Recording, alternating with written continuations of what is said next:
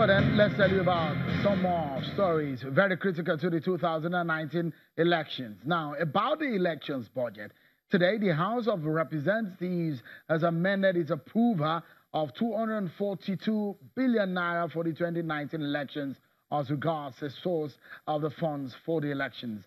The National Assembly had earlier approved that the budget would be funded from the service-wide vote.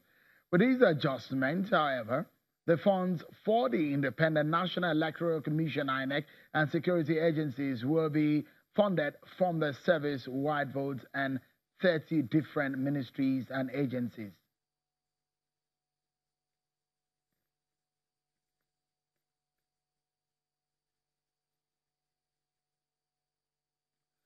And also an update from the city of Kano said on the Kano Assembly probe into the allegations of money for contract against the governor of Kano State, Abdullahi Ganduje, after the court yesterday stopped the investigation. Today, the committee has resorted to respect the court order.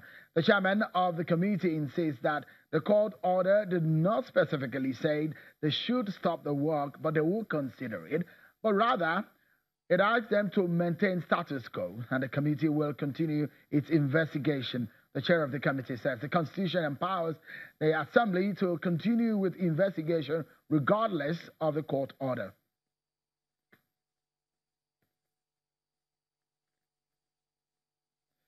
Let's now talk about what we'll be discussing tonight on the program. We'll take you into the crisis rocking the ruling All Progressives Congress, APC.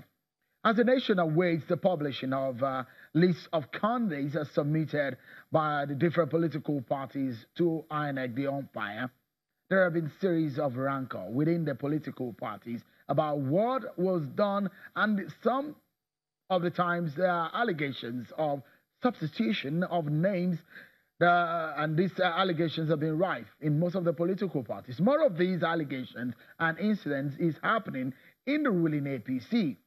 Yesterday, we had members of the APC talking about the situation.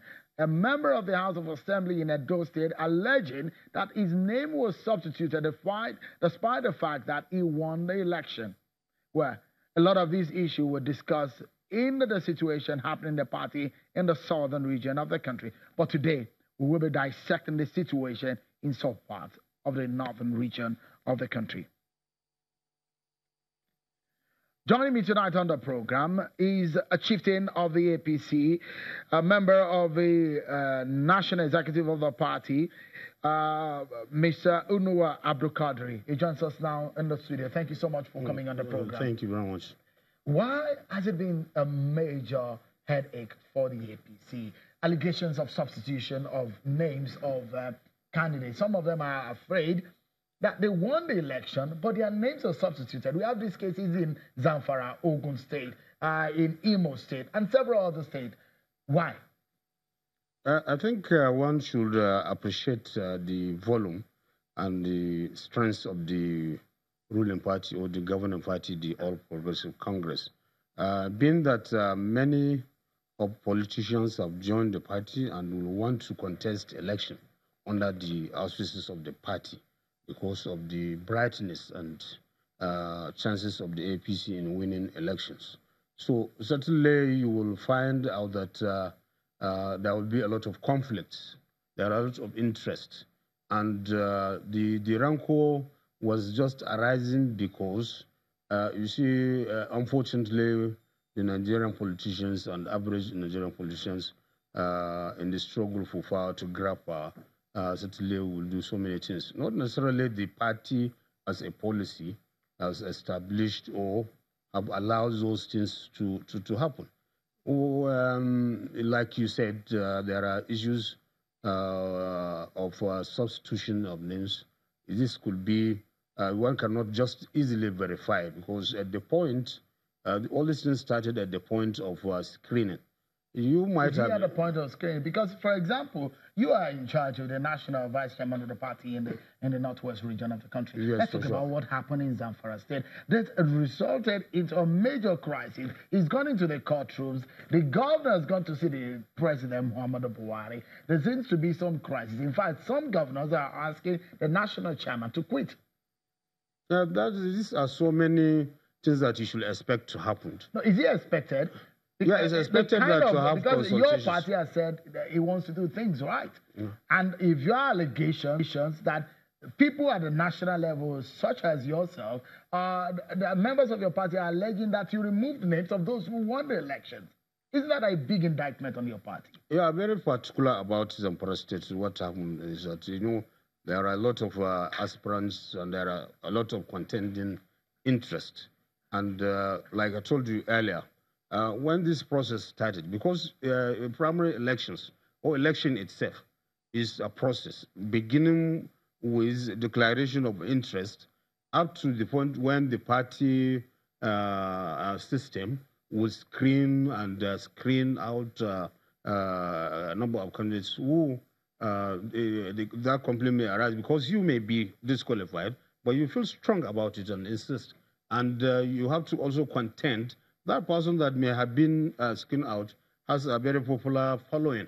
And there will be this mixture of politics, the law, and the process. Is that what happened in Zamfara? No, what happened in Zamfara, there were the governor and his group, which I think the mainstream group, have declared interest in particular candidates, or rather aspirants, seemingly. So there is this tendency of resistance from the other members of the party who also want to aspire, who think that they may not be favored by the governor's group. So at the end of the day, there are some chaotic situations. These situations were arising out of fear and out of fear of not following the due process. So the committees, if you remember, we have two committees that went to Zamfara to conduct the primaries. And when they were there were a lot of consultations, dialogue with the aspirants. So at the end of the day, what arises now, and to confound the situation, the Independent National Electoral Commission stated that the party cannot fill in candidates in Zamfara because we don't have primaries. So, did you hold primaries in Zamfara? There were primaries, but the issue is did INEC monitor it? This is something that is before the court of law. There's contention. The party said that there's primaries elections that were conducted, and INEC said they have not conducted primary elections. And another contradiction there also is the resident electoral commissioner there in Zamfara said there was primaries, but here in Abuja they said there were no primaries. But I don't want to go into that because let me that is before the court. Let me put this to you, yes. And I'll put you on the spot right now, because some of the members of the party are asking for the removal of the chairman of the party. Do you think that it can escape being removed with all of this that is happening in the party? No, we're talking about now whether there was a process or not, which is before the court of law. Yeah, and anybody can... There are agitations about his removal. Yes, there are agitations. Do you think he can survive it? No, it depends on the process of whether he should survive it or whether you have established what I may call you indict him, or you establish a case of maybe not conducting or managing the situation to the satisfaction of the generality of members of the party or the stakeholders of the party. So this is politics that we are playing. And in normal situation, you are given a responsibility. Have you performed or you have conducted that discharge as a responsibility as you should? And if the contention is you have not, and it is so established, certainly those who are calling for agitating for the chairman to leave will succeed. And if otherwise is the case, it's another thing. And also, don't forget, in all these things, there could be a midway position of reconciling ourselves, those who are in contention and who are not in contention about the conduct of the chairman. If they are able to establish this, and also, but there could be, it's a family affair in a case. Let's take a moment now. We'll take a break. And when we come back, we'll get some other perspective on the program. And look, this is not the only party where this is happening, but it's the ruling party. So there's been a lot of talk, especially when some members are asking that the chairman of the party should quit. Should he or should he not? That's perhaps another conversation when we come back from the break, everyone. Join us.